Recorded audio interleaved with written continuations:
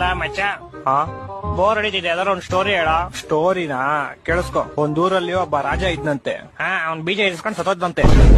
ತುಕ್ಕಳಿ story ಅಲ್ಲ, other different ಆಗಿರೋದು ಹೇಳು ಯಾವ್ದಾರು. ಡಿಫ್ರೆಂಟಾ? ಹೇಳ್ತೀನಿ ಕೇಳಿಸ್ಕೊ. ಈ ಸ್ಟೋರಿ ಹೆಸರು ಸೈಕ್ ಸ್ಟೋರಿ ಅಂತ. ಒಂದೂರಲ್ಲಿ ಒಬ್ಬ ಮೂಗ ಮಾಡಿ ಒಬ್ಳು ಕಿವಿಡಿ ತುಂಬಾ ಒಬ್ರನ್ನೊಬ್ರನ್ನ ಪ್ರೀತಿಸ್ತಾ ಇರ್ತಾರೆ. ಮೂಗ ಸೂಪರ್ ಆಗಿ ಆಡಾಡ್ತಾ ಇರ್ತಾನೆ. ಮೂಗ ಹೆಂಗ ಆಡಾಡ್ತಾನೆ?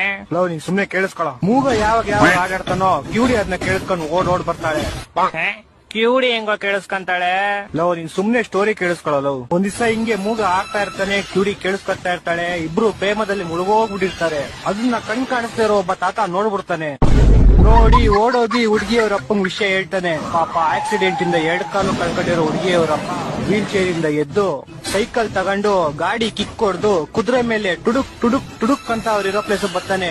ಅವ್ರಿಬ್ರು ಒಟ್ಟಿಗೆ ಇರೋದ್ ನೋಡಿ ಕೋಪದಿಂದ ಚಾಕು ತೆಗೆದು ಡಿಶ್ಯಾ ಅಂತ ಶೂಟ್ ಮಾಡ್ತಾನೆ. ಆಗ ಬಿಲ್ಲು ಬಾಣ ಹೋಗ್ಬಿಟ್ಟು ಹುಡುಗನ್ ಎದೆಗ್ ಬಿದ್ಬಿಡುತ್ತೆ.